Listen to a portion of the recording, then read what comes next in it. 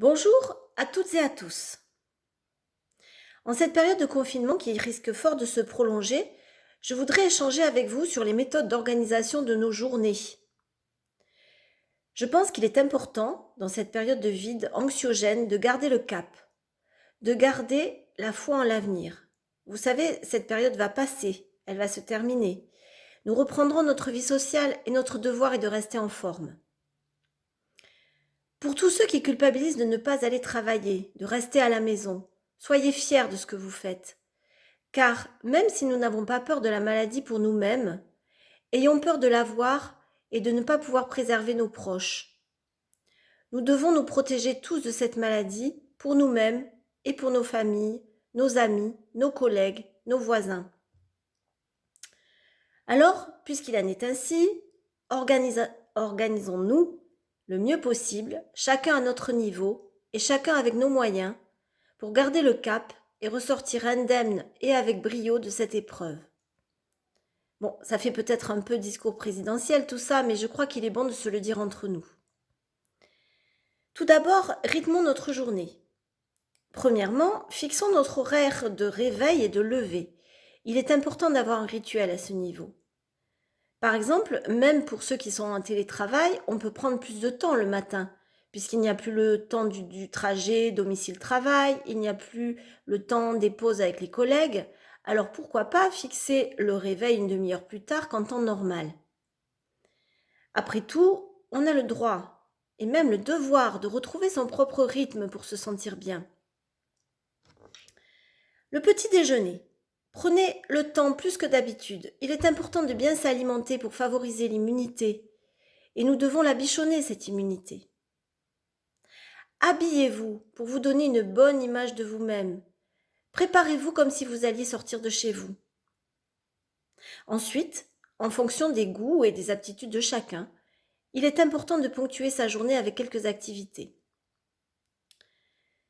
D'abord, il faut faire un peu d'exercice physique chaque jour, à l'extérieur si possible, ou sinon fenêtre ouverte. Par exemple de la gym douce, ou pour ceux ou celles qui en ont quelques notions, du yoga, de la corde à sauter, du vélo d'appartement. Il existe quelques tutos ou des applications sur le portable, ou encore quelques émissions télé à heure fixe. Pratiquez également le jardinage pour ceux qui ont la chance d'avoir un jardin.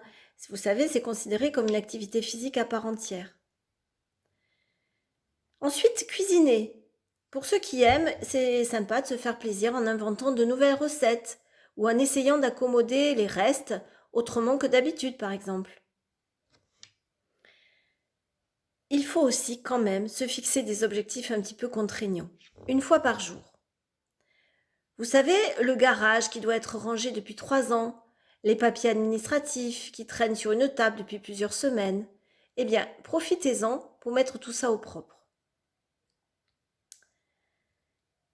Ensuite, pratiquez une activité calme, la lecture, des mots fléchés ou croisés, du sudoku, qui sont des activités intellectuelles qui demandent de la concentration et qui demandent au cerveau d'être complètement à ce qu'il fait et qui permet du coup de chasser les angoisses, également de s'isoler lorsqu'on est en famille. Évidemment, pour tous ceux qui ont une passion comme la peinture ou la musique, c'est à pratiquer sans modération.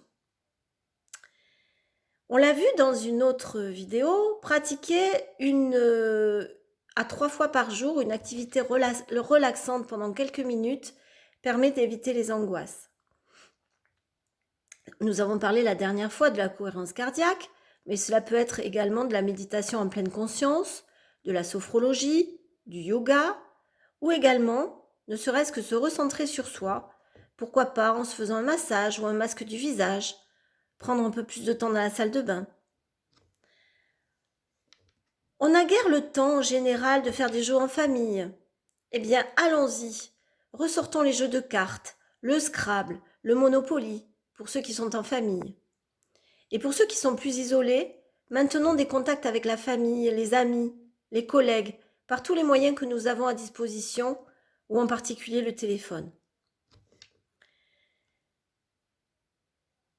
Nous sommes en période d'épidémie, alors évidemment il faut s'informer. Il faut s'informer par une source sérieuse, la radio, la télé. Une seule fois par jour seulement, ça suffit, matin ou soir, toujours à la même heure, enfin toujours à peu près à la même heure, pour entendre l'évolution de la maladie et les directives gouvernementales. Enfin, ponctuez votre journée et n'oubliez pas de vous joindre à tous pour applaudir et remercier nos soignants tous les soirs à 20h. Vous l'avez compris et déjà expérimenté, ce confinement nous isole. Sachons tirer parti de cette période, rien ne sert de la diaboliser. Sachons rester actifs pour préserver notre immunité et garder aussi un bon sommeil. Par exemple, regarder la télé du matin au soir ou même la laisser allumée serait néfaste, car ça diminuerait notre énergie. Enfin, gardez le sourire, cultivez l'humour. Je vous souhaite plein de courage et vous félicite déjà pour tous ces efforts que vous ferez pour vous préserver ainsi que vos proches. Pensez aux gestes barrières et nous vaincrons cet ennemi. Bonne journée.